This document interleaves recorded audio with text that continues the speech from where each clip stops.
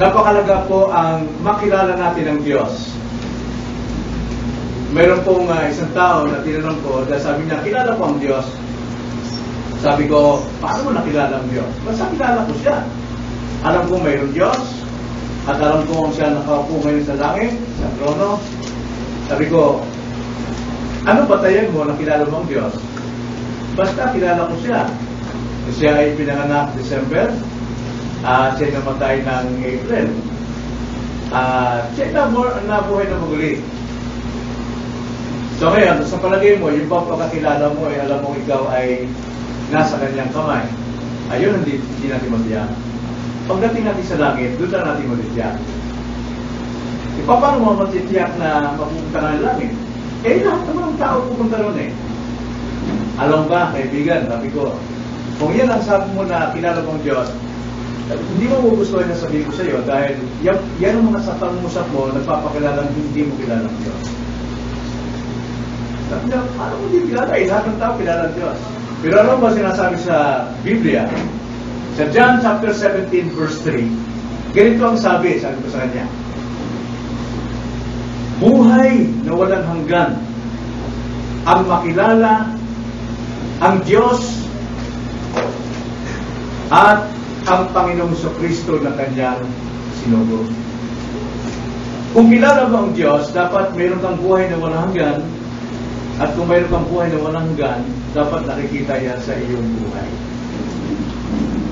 Yan po ang pinakamalaga sa buhay natin. Maring ganun, kilala natin ang Diyos sa ating isipan, sa ating pandinig, sa ating mga natutunan, ngunit hindi nababatay sa pagkilala sa Kanya. Paano natin makikilala ang Diyos? Hindi dahil doon sa ating minana, kundi makikilala natin ang Diyos sa pamamagitan ng Kanyang salita. Ang salita ng Diyos, kung tawagin ay Biblia, ay gawa ng tao. Yung Biblia. Kaya maraming pulit, maraming mali, may mga spelling, kumisan mali. Pero yung salita mismo na nakasulat, salita ng Diyos. Yung pagkakagawa lamang ay gawa ng tao. Pero yung salita ng Diyos na nakasulat sa Biblia, pumili siya ng mga tao na kanyang kinasihan sa pamamagitan ng Espiritu upang ang kalooban ng Diyos ay maitala at maibahagi sa atin. At habang ating binabasa, pinapakinggan ang pangangaral na ito, nagkakaroon tayo ng totoong kaunawaan tungkol sa Diyos hanggang sa tuluyan nating makilala kung sino ang Diyos at doon lamang tayo magkakaroon ng tamang pagtitiwala sa Diyos. Kaya yung mga taong narinig lang, nakagisnan lang, maring kilala nila ang Diyos pero hindi yun ang patayan ng panampalatayang makapagliligtas sa kanila. Ganyan po ang relihiyoso. Ganyan po ang nangyayari sa ating panahon. Very religious but not righteous ayon sa kasulatan. Dapat natin malaman ng buong kasulatan, yung mga letra, yung mga nakasulat dyan, ang sabi sa 2 Timothy chapter 3, verse 16 to 17, lahat ng kasulatan ay kinasihan ng Diyos na mapapakinabangan sa pagtuturo, sa pagsaway, sa pagtutuwid ng lahat ng ating kamalian upang ang tao ay maging ganap sa mabubuting gawa at sa matuwid na buhay. Kaya ngayon po, ating muling pag-aaralan ang tungkol po sa katangian ng Diyos batay sa Kanyang salita upang tayo'y makakilala sa Kanya. At ang Diyos naman ay magpapakilala sa atin sa pamamagitan ng Kanyang salita. Napag-aralan po natin ang pagkasoberano ng Diyos. Marahil ito ay dayuhan sa inyong pakinig, pagkasoberano. Kasi kadalasan narinig natin yung sovereignty ay sa gobyerno o di kaya doon sa Supreme Court, the sovereignty of the Filipino people. Ganun ang laging sinasabi, no? Na dapat pakinggan ang tinig ng mga tao dahil sila yung makapangyarihan. Pero mali po yun eh. Diyos po ang soberano. nakita natin na ang Diyos ay soberano sa kanyang providensya. Ano nga pa uli yung providensya? Maring bago rin sa inyong pakinig sa atin dito. Ano ba yung providensya? Sino nga makapagpapaliwanag? Ano yung providensya? Wala. Nangangamba ko pagka nagtatanong yung taga-bulbok eh. Walang umiimik. Sabi ko, parang hindi ko naturuan mga kapatid. Ano yung providensya? Pamamahala, pangangasiwa. Yun. Pamamahala, pangangasiwa ang kanyang gobyerno sa buong sansinukob. Walang bagay na umiiral at nangyayari na hindi ayon sa pamamahala ng Diyos. Providensya, kaya sa madaling salita, wala pong swerte. Walang swerte. Walang nagkataon. Walang tsansa. Lahat ay nasa providensya ng Diyos. Kaya ang mga tao naniniwala pagka may masamang nangyari sa kanya, hindi nagkataon lang yun. Para ba sinasabi niya, wala namang Diyos eh. Nangyari lang sa akin yun. Pagkat ang ating paniwala ay tsansa, nagkataon, aksidente, sinasabi natin ng Diyos na walang pakialam ng Diyos na nangyari. Pag masama, gawa ng demonya. Pag mabuti, gawa ng Diyos. Pero kung nagkataon, wala, basta nangyari. Hindi po. Providensya, lahat po na nangyayari, lahat ng bagay, maging doon sa pinakadulo ng pinaka-between doon sa eternity hanggang sa lupa, nasa pamamahala ng Diyos. Dahil kung wala, lahat tayo papagsak, magugulang kung daigdig.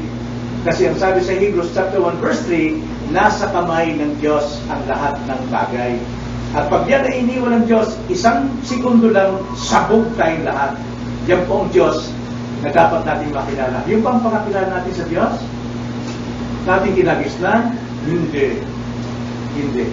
Kaya ngayon, magpapakilala ng Diyos sa ating pag-aaral. Nakaraan na pag-aaral natin ang kanyang pagkasoberano. Ikalawa, pag-aaral natin na ang Diyos ay may plano. Right? Lahat na nangyari dito ayon sa plano ng Diyos, ayon sa kanyang degree. Walang aksidente. At siya nag-aasat sa katuparan nito. At nakaraan natin pinag-aralan tungkol sa Assyria, na Assyria ginagamit na instrumento ng Panginoon na isang babagsik na bansa upang disiplinahin ang minamahal na bayan ng Diyos. Anong sino ang minamahal na bayan ng Diyos? Ang bayang Israel. Pero sa ating panahon ngayon, sa panahon ni Jesus Christ, sino yung Israel? Ang Christian, ang Iglesia. So ngayon, makikita natin na lahat po na nangyayari sa ating kasamaan, sa ating kapaligiran, kung ikay Kristiyano, hindi yan mo dapat paalisin. Dahil kalooban ng Diyos na ikay dumanas doon, sa ganun, maituwid ka sa iyong kamalian. Ano mang nangyayari sa atin, pagtutuwid ng Diyos yun, upang muli tayong tumingin sa Kanya. Okay? So ngayon, ating pong pag-aaralan ang paksa. Lahat gumagawa para sa Diyos. Lahat. Bagay, tao, espiritu, lahat ay gumagawa para sa Diyos. Ganon ang pagkasoberano ng Diyos. Maging si Satanas ay gumagawa para sa Diyos. Pastor Boy, ngayon ko lang narinig yan. Ibig sabihin si Satanas, lingkod ng Diyos. Eh sana dilingkod si Satanas sa kanyang sarili. Yan pong ating malalaman ngayon. Ngayon, maaaring nagugulat kayo dahil hindi nyo alam eh. Hindi pa natin alam. Pero ito is nakasulat sa banal na kasulatan at dapat lamang natin itong suriin at alamin kung ano yung ginagawa ng Diyos sa buong daigdig maging sa kasamaan. Maging sa Satanas, naglilingkod sa Diyos. Alam nyo, tulad ng isang alipin, siya ay sumusunod at nagsisilbi sa kanyang amo kahit na siya galit na pupuot doon sa amo, pero siya ay naglilingkod dahil alipin siya. Ginagawa niya ang trabaho niya. Galit ang diablo sa lahat po ng kalooban ng Diyos, pero ginagawa niya ang nais ng Diyos. Pero ang kanyang pagsasagawa nung naisin ng Diyos ay buhat sa kanyang kapuotan, sa galit, sa kasamaan, at hindi dahil sa pag-ibig, kundi ang kanyang layunin ay pagwasak sa layunin ng Diyos. Kung yan ay ginagawa ng Diablo, meron din siyang mga alagad eh. Minsan, nagagamit tayo kuminsan. Sumusunod tayo sa ating nanay, pero galit na galit tayo. Pero dahil tayo'y anak, dahil tayo ay sumusunod, ginagawa natin kahit labag sa ating kalooban. Nakuha nyo? Kahit sa iglesia, may mga lingkod, galit na galit, pero kailangan magpakita.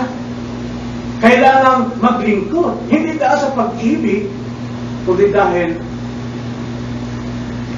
tungkulin. So yun po ang ating titignan. Kaya kung mayroon mang isang talunan, wala nang iba kundi si Satanas. Natignan natin ang isang pangyayari, hindi natin natalakay ito the last time, ang isang pangyayari sa isang kasulatan sa Isaiah chapter 10, kung paanong kumilos si Satanas sa buhay ng mga tao sa mundong ito. Ating basahin, Isaiah kabanatang 10, mga talatang 7 hanggang 11. Isaiah chapter 10. Babasahin natin ang verses, simulan natin sa 5. Simulan natin sa 5 hanggang 11. Tingnan niyo ang sabi. Hoy, mga taga-Assyria, ang pamalo ng aking galit, siyang tungkod ng aking puot, sabi ng Panginoon. Aking susubuin siya laban sa isang masamang bansa na tinutukoy ang kanyang bayang Israel na nagkasala. At laban sa bayan na aking kinapupuotan ay inuutusan ko siya upang manamsam at manunggab at yapakan sila na parang putik ng mga lansangan. Gayunmay, hindi niya inaakalang gayon at hindi gayon ang iniisip ng kanyang puso.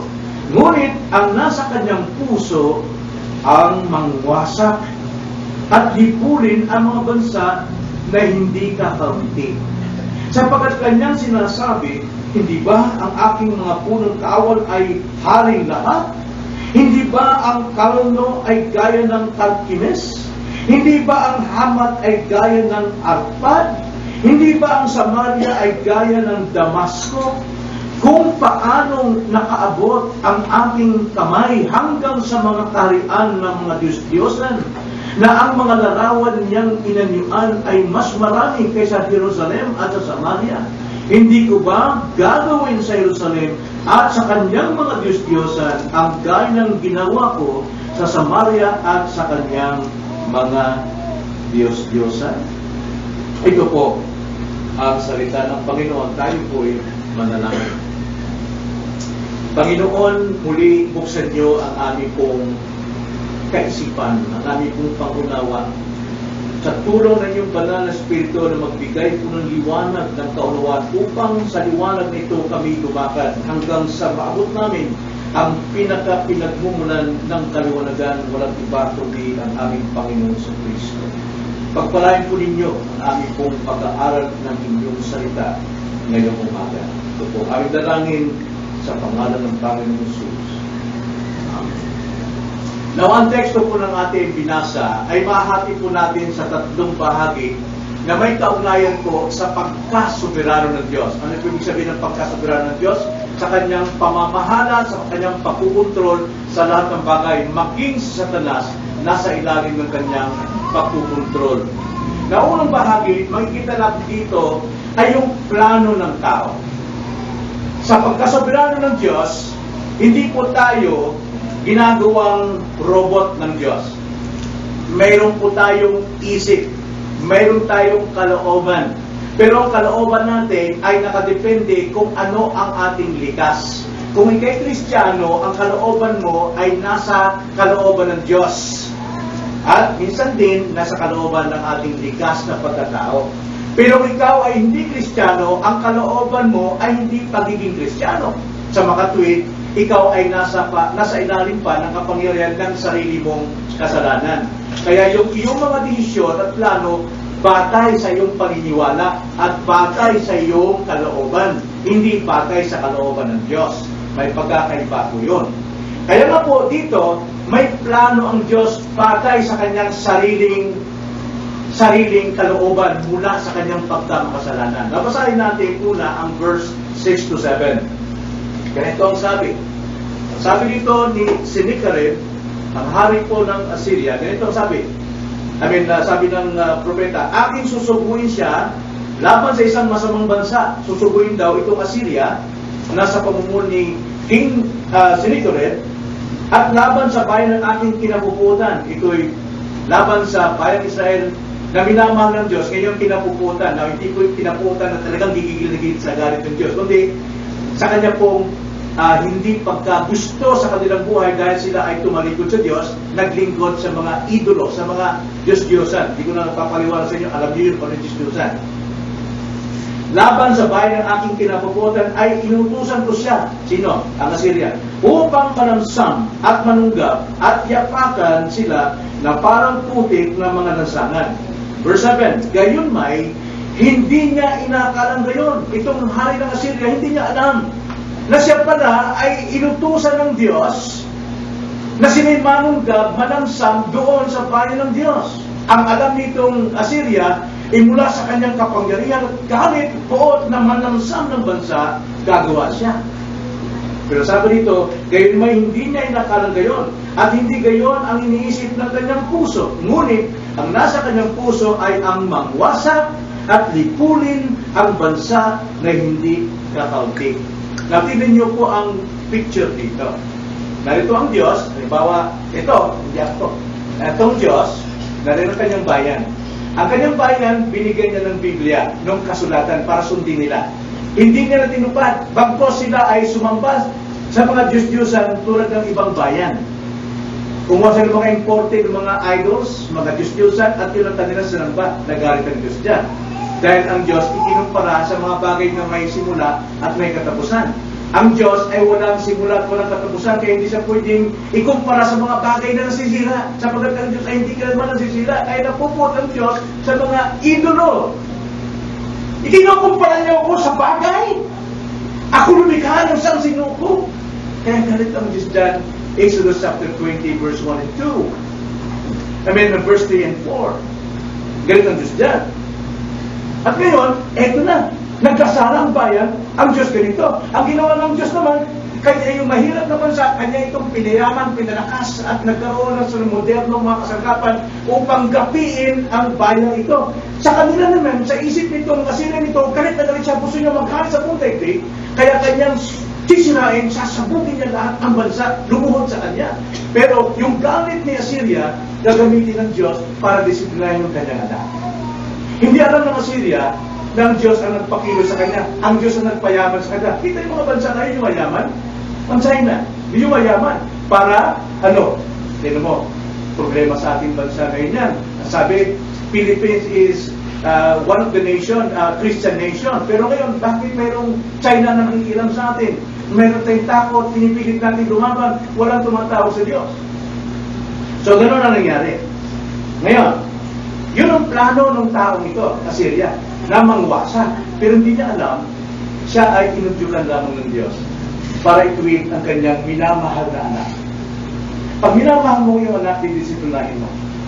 Ganon din ang Diyos. Pag minamahal niya kanya anak, ay didisiplina niya upang sila'y matutong bumalik sa Diyos, tumingalan sa Diyos, maglingkod sa Diyos, sa tamang paraan ng paglilingkod na nakasulat sa mga naksulatan at hindi sa minalang tradisyon. Marami pong tao nakikilala sa Diyos pero hanggang doon lang sa tradisyon. So, yun po ang nangyari. So, kaiba ang isipan ng Assyria kaysa sa isipan ng Diyos. Ang isipan ng Assyria ay mangwasa.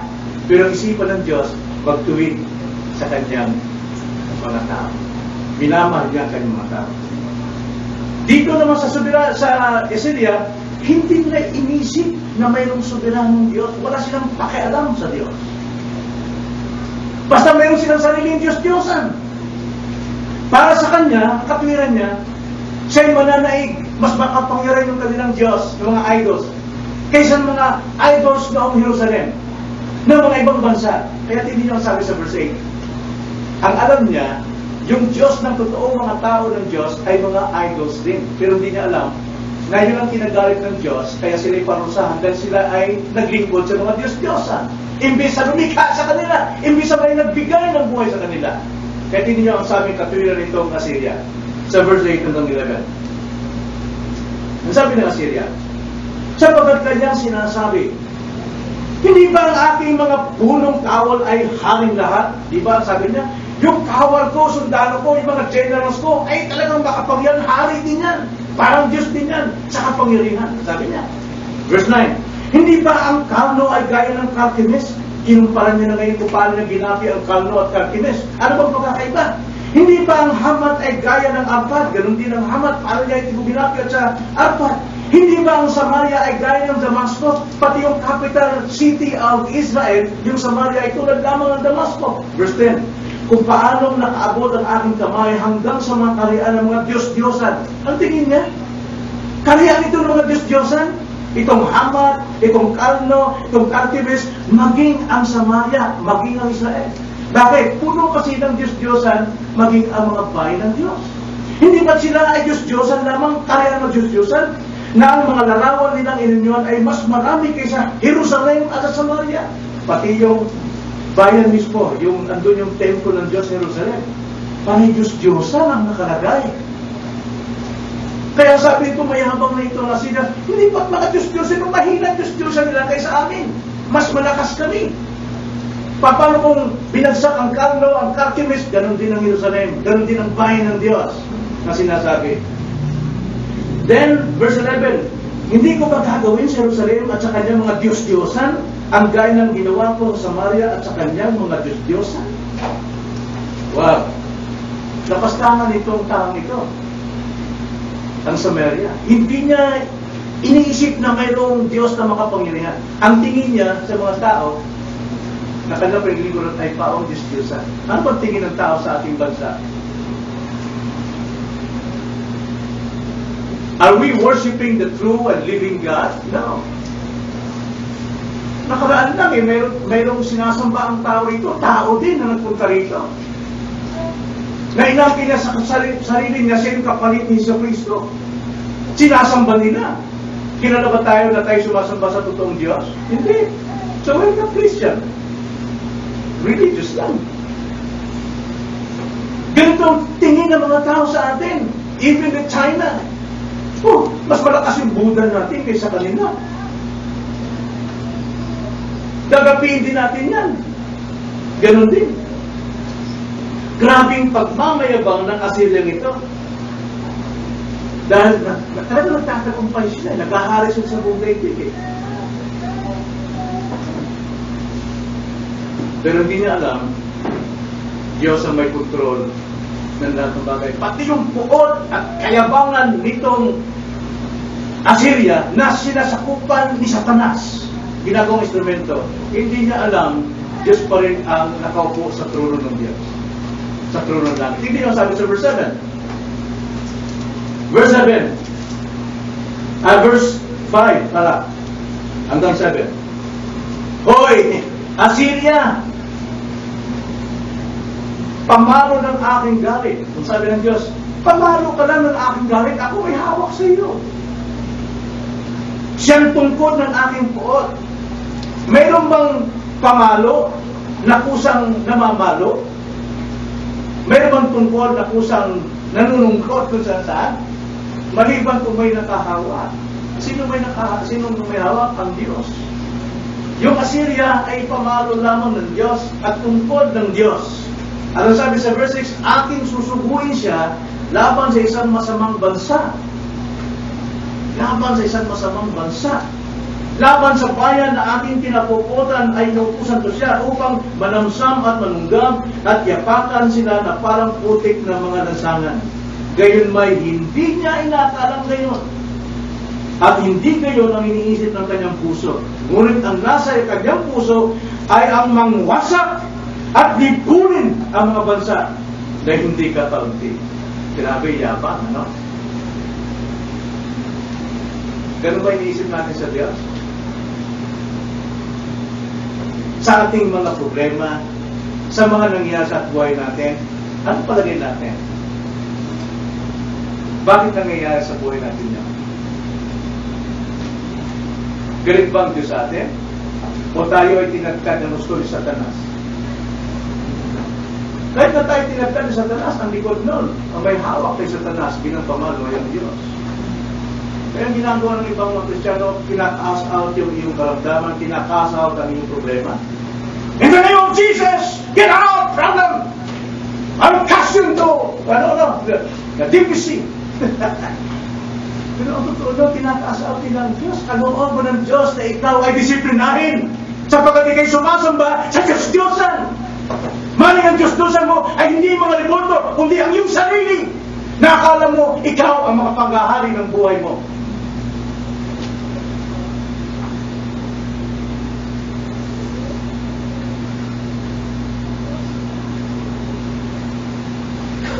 Kaya maging kasamaan, kabuktutan ng Assyrian ito ay ginagamit ng Diyos upang katungan ang kanyang layunin para maamparig ang kanyang bayan sa kanya. Bakit naroon pa tayo sa matinding kalagayan ngayon? Baka hindi pa tayo nanumbalik. So, kita natin, ganito ba pakakilala sa Diyos? Kapag tinatanong tayo, gano'n ang pabuti ang Diyos talaga eh. Gano'n lang sinasabi natin, gano'n natin alam talaga sa totoong Diyos na ating sinasamba. Kaya ang sabi sa John 17:3, it is eternal life to know God and to Jesus Christ whom He sent. Buhay na walang hanggan talaga ang makilala ng Diyos sapagkat makikilala mo sa Kanyang pagkasoberano. At ang ating panampalataya, batay doon sa ating pagkakilala sa Kanya. Hindi batay sa tradisyon. Lahat ng tao may panampalataya. Batay sa kanyang sarili. Pero hindi batay doon sa katotohanan pagpapaliwanag ng Diyos sa kanyang sarili. So nakita yung plano ng Diyos? Ang plano ng tao? Kasama sa plano ng Diyos. Kaya marami tayong plano, pero kung Kristiyano tayo, pagumulat tayo ang plano ng Diyos ng buhay tayo. Yung gusto natin bagay, hindi natin magawa. Bakit tayo punta rito? Ang hirap mo talaga ito. Dahil kung doon ka mamamayabang ka, kung sa hirap magpapakababa ka. So, huwag natin kung kainisan, ano mang sitwasyon meron tayo. Kung diyan gawin natin, maging tapat tayo, ano man maging kalagayan natin. Maglingkod tayo sa Diyos. Maging tapat tayo sa Kanya. Lord, alam kong kalooban nito. Tulungan niyo ako na masunod kong kalooban niyo sa kabila ng pagduro sa pumunta. Ito'y para sa aking kabuti. At hindi lamang nasa ilalim ng pagkasoberano ng Diyos ang plano ng tao, kundi maging kalawa, maging ang puot ng tao nasa soberano kontrol. So ito yung dalawang bahagi, ang puot ng tao. Verse 10. Ang sabi sa, basahin na natin ang Psalm 76 verse 10. Psalm 76 verse 10. Nakita nyo ang puot ng Assyria, di ba? Galit na galit siya talaga sa mga bayan. Lalo sa mga bayan na may kanya-kanya mga Diyos-Diyosan. Galit siya. Pero ang sabi naman dito, sa plano ng Diyos, Psalm 76 verse 10, tunay na pupurihin ka ng puot ng tao. Ang nalabi sa puot ay ibibigkis mo sa iyo. Wow! Hindi ito maintindihan ng taong religyoso. Ipagtatanggol niya ang Diyos dito. Ano? Ang Diyos mapupurihan sa puot mo. Hindi totoo yan. Ikaw may kasalanan, kaya ikaw dapat yun. Ang Diyos hindi mapupurihan. Walang Diyos sa iyo. Maraming ganito. Pero ito sinasabi ng Diyos, nagpapakilala ang Diyos. Nang sabi niya, tunay, napupurihin ka ng puot ng tao. Ang nalabi sa puot ay ibibigis mo sa iyo. Kung tutuusin, ang ginagawa ng mga taong ito ay bunga ng kanilang pagkapuot. Ginagawa ng Assyria. Subalit, lahat ng puot ng iyon na kanilang nasa puso para wasakin ang bansa na minamahal ng Diyos, lahat ito ay nagbibigay ng kalwalatian sa Diyos. Nagwalati ang Diyos dito. Kaya sa kapuotan ng tao, napupuri ang Diyos. Sa palagay nyo, sino ang taong binagsakan ng puot sa Biblia? Nang sabi niya, pagkaya mo siya, kaloob na siya. Sino? Tingnan mo, naalala niyo ba yung pinasa niya? Sino? David. Sino na puot sa kanya? Shimei. Galit na galit si Shimei, nagmumula siya. Lahat ng mula, lahat ng batok, pinagbabato kay David. Anong ginawa ni Joab? Kinukot yung espada at pupugutan niya ng ulo yung taong ito. Ano sabi ni David? Anong pakialam ko sa iyo, Bob? Mga anak kayo ni Zuriah. Ginagawa ng taong ito sa pagkat kinutusan siya ng Panginoon. Ganun po ang dapat natin maging ugali kapag mayroong ganun nangyari sa atin. Ano ang pansin ng Diyos? Sa una magre-react ka talaga, sino ginagawa? Isang sunto ko lang yan. Bago sa Diyos. Pero pag ikaw ay Kristiyano, magsasalita yung Espiritu, the Spirit bears witness with our spirit that we are son of God. Sabihin, mali yun, Panginoon, alam ko, iloob mong gamitin ang taong ito para ako hiyain sa harapan ng tao. Kung sa ganun mo ka kumagmayabang. Di ba? Ngayon, naibababa ang pangalan ng Diyos, naruluwalhati ang Diyos. Dahil sa galit ng taong yon sa iyo, naluhati ang Diyos sa iyo na ibinubunga ng puot niya. Ganito rin nangyari dito. Dahil yung puot po ng Assyria laban sa Israel, na ipapahayag ng puot na yung panggatong yon sa layunin ng Panginoon na itong bayan niya ay ibaba at manumpaling sa kanya. So tanda natin, ang pagkapuot ng tao hindi mula sa Diyos yun. Ang pagkapuot ng tao ay mula sa kanyang pagkamakasalanan, sa kanyang pagiging sakim, at sa kanyang kayabangan. Hindi mula sa Diyos yun. Walang kinalaman ng Diyos. Pero yung gamit at puot na isang tao yun, ang ginagawa ng Diyos, dinidirektahan to para gamitin yung puot na yun para mangyari kanyang kalooban ng kanyang mga anak ay magsisi sa nakasalanan. Kaya ang tao may free will sa kanyang sariling kalikasan. Kung tawagin niyan, free agency. Gumagawa ka lang, malaya, ayon doon sa iyong pagkamakasalanan, hindi ayon doon sa kalooban ng Diyos. Yan po yun. Kaya, pag ikaw may puot, Kristiyano ka, pananagutan mo sa Diyos yun. Bagaman, sa galit mo sa tao yun, nababa siya, napahiya siya, nagsisi siya, Lord, nahiya ko, Panginoon, salamat po sa pagkakita ang aking pagkakamali, pagkakasala. Nagawa natin ang Diyos doon sa resulta ng puot mo, pero mananagot ka sa puot mo. Kaya sabi sa 1 John 3:15, ang tao na pupuot sa kanyang kapatid siya isang mamamagay tao at walang bahagi sa karya ng Diyos ang mamamagay tao. Walang bahagi sa Diyos ang mga tao ay galit sa kapatao. So, Diyos ang may kontrol, maging nung galit natin. Proverbs 21 verse 1. Ganito kung magkontrol ng Diyos sa puso ng tao. Ang sabi, ang puso ng hari ay nasa kamay ng Panginoon na parang batis ng tubig. Ibinabaling niya ito saan man niya ibig. Kapag sinabi kong hari, hindi lamang ito literal na hari na kinukontrol ng Diyos, hindi lang ito literal na ang puso ni Pinoy ang nagkukontrol sa atin, hindi. No? Ibig sabihin po ng hari, pwede natin apply ito sa ating sarili na tayo hari sa ating mga sarili. Pero magagawa na gawin natin ang gusto natin gawin, pero ang Diyos pa rin ang may control ng ating puso. Tulad ng ilog, ang ilog, sumusunod lang yan kung saan yung daanan ng ilog. Pag lumiko sa kanan, lumiliko yung ilog. Pag lumiko sa kaliwa, lumiliko sa kaliwa. Pagka tabasag yung dadaan ng ilog, mababasag din siya pag bubuo doon.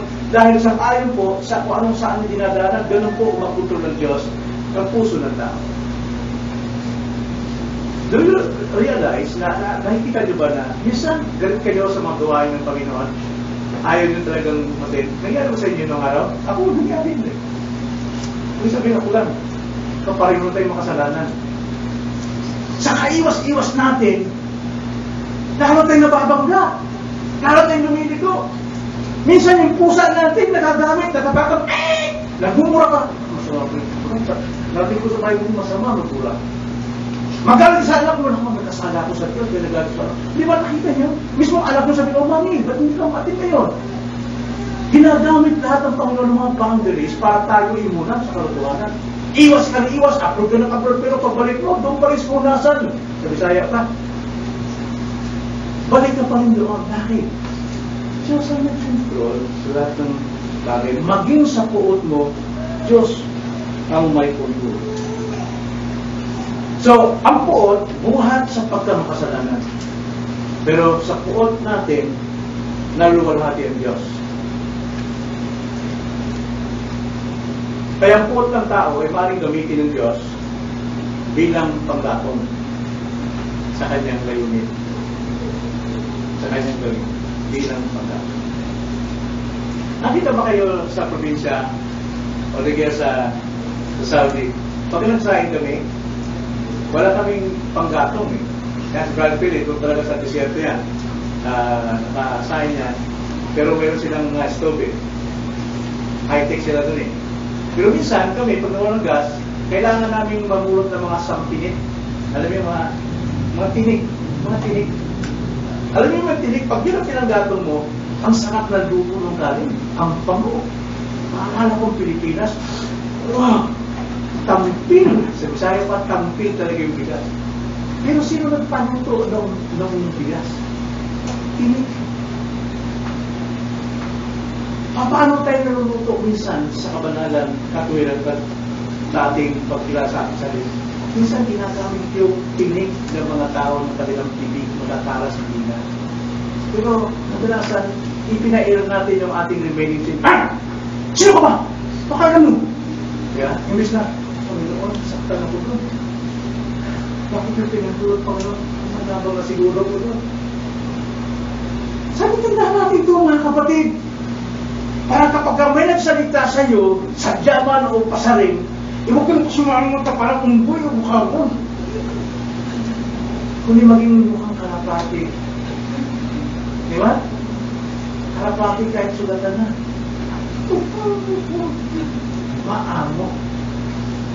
Matuto tayong tumanggap. Matuto tayong maluwalhati ang Diyos sa nararamdaman nating galit ng ibang tao. Ginagamit ang Diyos. Pero mayroon ding galit na hindi angkop sa kalooban ng Diyos.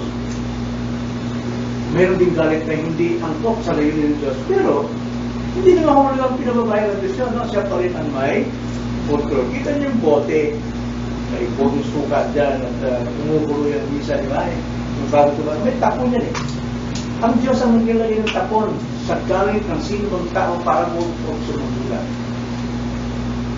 Sa Marao ng araw sa Bisaya, araw ng linggo, sabong. No? Ito na. Pagkasabong, inuman na yan. Sa mga tuba-tuba. Pagdating ng medyo hapon-hapon na, mga pundang alas 4, wala rin mga mukha niya. Wala na. Kaya doon, nakita ko na si Palab. Si Palab, kinatap ko na sa aling lugar. May dala ng kita. Kitang-kita ko talaga yun. Ang ginawa ko, kinatap ko sa biga kasya, sa may basketball. Tingnan mo, naghahanap sa Palab ng away. Eh, si Magdaleno naman, nagkamarao, tumapas. Aspect naman dala. Ano nangyari? Tandaan sila. Saksakan sila. Hindi ko dapat kwento sa inyo, pero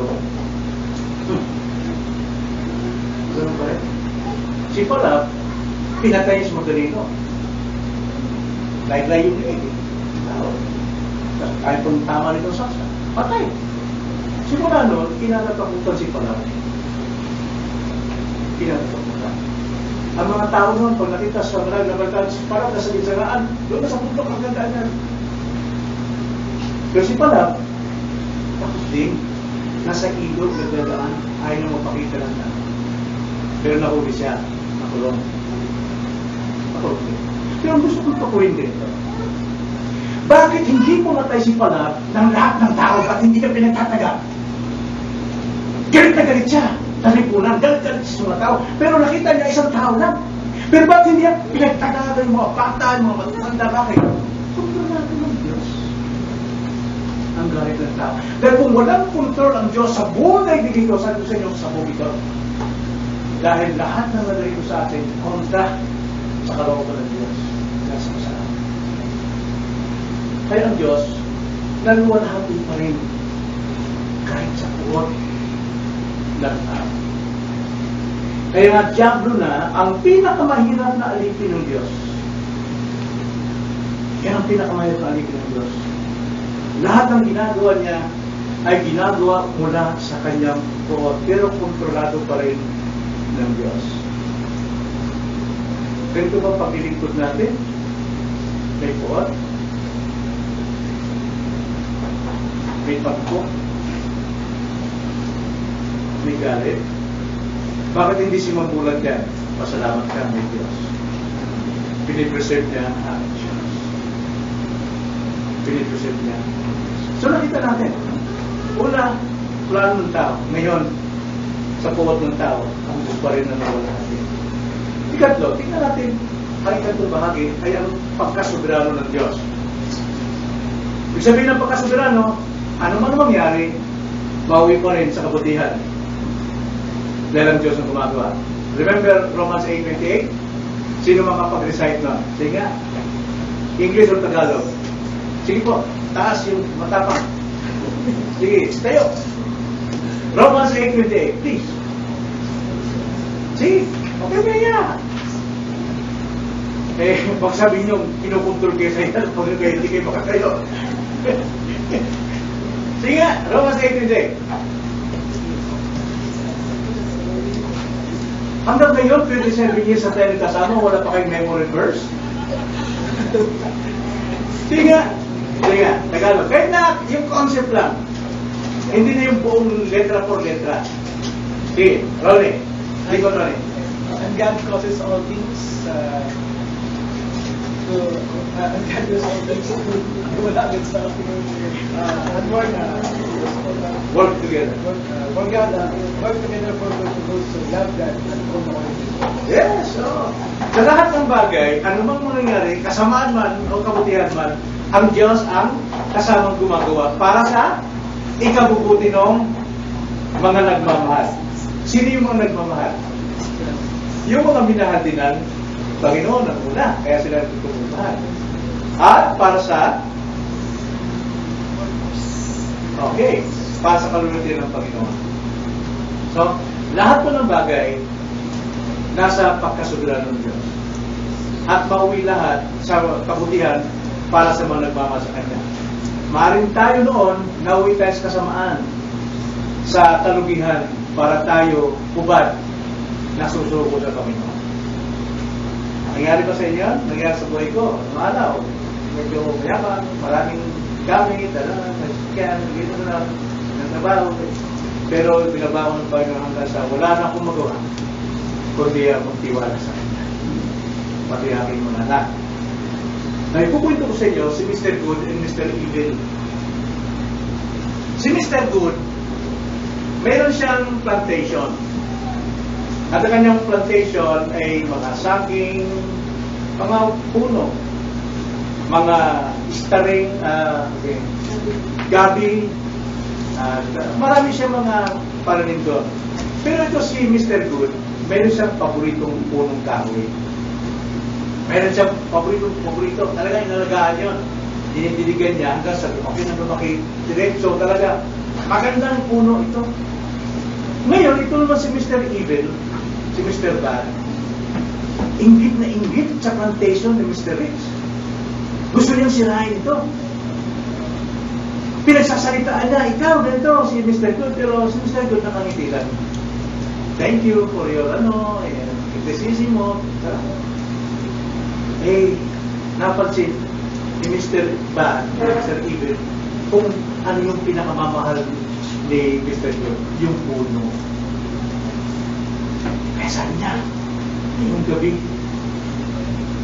aalisan ko ng kaigayahan si Mr. Good, puputulin yung puno niya. Nasa ganoon, bukas, iyak siya, magpapakaawa sa akin, magalit siya sa akin. So, pinutol ni Mr. Bad yung puno. Magdama, magpadaling araw na, nangangalahati pa. Pagod na siya, talagang pawis na pawis. Hanggang sa mga bandang alas 7 yata ng umaga, talagang, ito na, hindi tumakbo. Pagbagsak ng puno, siya nahipit. Nanginginig siya. Nahipit siya ng puno eh. Hindi siya agad namatay. Dumating ngayon si Mr. Good. May kasama. May mga kasama si Mr. Good. Sabi ni Mr. Good, hindi yung puno. Yung puno pinakamamahal ko eh. Hindi yun eh. Natumba na. Bawa ito si Mr. Bud. Kahit na mamamatay. Ako niya, nakaganda ko sa ngayon. Iiyak ko ngayon. Sabi niya, naman ni Mr. Bud sa kanya, ay, gumigawa. Ako, salamat talaga. Nagulat si Mr. Bud. Ako, salamat pa. Salamat kasi hindi ko na muna kapunto sa mga tao ito. Kasi magpapagawa ko ng bahay itong puno gagamitin ko. Lahat ng plano, lahat ng sama ng loob, maggalit ni Mr. Bud sa kanya bumagsak. Pero, ikinabuti ni Mr. Good. Diyan natin makita ang kapokontrol ng Diyos sa buhay ng mga taong nagtitiwala sa Kanya. Diyan natin makikita kung gaano kadakila ang Diyos. Kaya ang punto rito, kahit anong sikap ng Diablo para sirain ang layunin ng Diyos, hindi niya ito mapipigil bagkus nakakatulong pa siya para may sagawa ito ayon sa kalooban ng Diyos. Kaya magbago tayo ng pakikitungo sa ating paligid, sa mga nangyayari sa atin. Tapos magpasalamat tayo. At kung tayo papasalamat, naluwalhati natin siya. At habang naluwalhati natin ang Diyos, tayo naman nagkanyang luwalhati sa ating pagsantas ko. Gaano mang karaming hadlang, mananatili pa rin ang plano ng Diyos. Pero tandaan, kailanman hindi gagawa ang Diyos na marurumihan ang kanyang kamay. Ibig sabihin, hindi mo masisisi ang Diyos na sinigawa. Na nagmula sa kanyang kasamaan nangyari sa iyo. Malinis ang kamay ng Diyos. Ginagamit niya lamang ang kasamaan ng mga tao na sa paligid mo para mangyari ang plano ng Diyos. Na magamat masama rin nangyari sa iyo para ikay tumingin panbalik, makilala mo siyang Diyos na totoo. Yan ay para sa iyo. Igabubuti. Remember kay Joseph, tungkol sa ginawa ng kanyang mga kapatid, na siya yung paglaan ng sama ng loob, kinaimbitan. Pero nung kauli-ulihan na, nung si Joseph ay nakabangon sa kanyang buhay, at siya naging isang as Prime Minister ng Egypt, natakot yung kanyang mga kapatid, baka sila ay paghigantihan. Pero ang sagot ni Joseph, alam niyang providence of God. Nasabi niya sa Genesis chapter 15, verse 15, mabasahin ko para sa inyo. Nang makita ng mga kapatid ni Jose na ang kanilang amay patay na, ay kanilang sinabi ng kanyang mga kapatid, baka si Jose ay may galit sa atin at tayo tiyak na gantihan sa lahat ng kasamang ginawa natin sa kanya. Kaya't sinabi nila kay Jose, iniutos ng iyong ama bago mamatay na sinasabi, ganito ang iyong sasabihin ni Jose, hihilingin ko na ipatawad mo ang pagkakasalan ng iyong mga kapatid at ang kanilang pagkakamali. In verse 20, ang sabi rito, kayo'y nagnasa ng masama laban sa akin, ngunit inilagay ng Diyos para sa kabutihan upang mangyari ang mga araw na ito upang mapanatiling buhay ang napakaraming tao. Gawa sa buhay natin, anuman dinanas natin, niwalapin natin ang Diyos. At ang mga tao mayroong galit sa atin, silang maaaring sanhin ng ating pagbagsak, ng ating kahirapan. Imbis na tayo yung magiganti sa kanila, kundi magpasalamat tayo sa Diyos. Lord, salamat po, dinala mo ko sa ganitong pagkuhanan. Nawa, makilala po kita ng higit pa mula sa iyong salita at hindi mula sa ating mga natutunan sa lihim. Nawa po, sa ating pong pagtatapos ng umaga, Tanda natin na kung sino man mga taong gumagawa ng kasamaan, sakali naman sa atin. Hindi naman hulugan, titingnan na natin yung side na tayo ay tinutuloy ng Diyos. Tingnan din natin na sila man ay mananagot sa Diyos, kaya wala sa atin ang karapatang makiganti. Parurusahan sila ng Diyos. Gagantihan sila ng tuon sa kanilang kapuonan. Ipubayin natin sa Diyos ang matuwid na kabayaran ng kanilang kasalanan. Pero tandaan din natin ikalawa, ang mga mananampalataya, bagamat ligtas na, ay hindi pa rin ligtas sa mga problema. Hindi tayo ligtas. Marami pa rin, sapagkat tayo naririto sa mundo, parang pawang kasamaan sa ating kapaligiran. Salamat sa Diyos ang siya nag-preserve sa atin. So bilang mga anak ng Diyos o mga mananampalataya, mga nakababatid ng Diyos ay soberano at siya may kontrol sa lahat ng ating kapaligiran, sa lahat ng bagay, dapat ba nating kapuotan ang mga nangyayari sa buhay natin? Kung tayo tinituwid, tanggapin natin ito at maging tapat tayo. Kung tayo nasasaktan, tanggapin natin ito na may pasasalamat sa Diyos sapagkat may ginamit siyang instrumento para tayo ituloy. Para tayo. Tayo na lagi.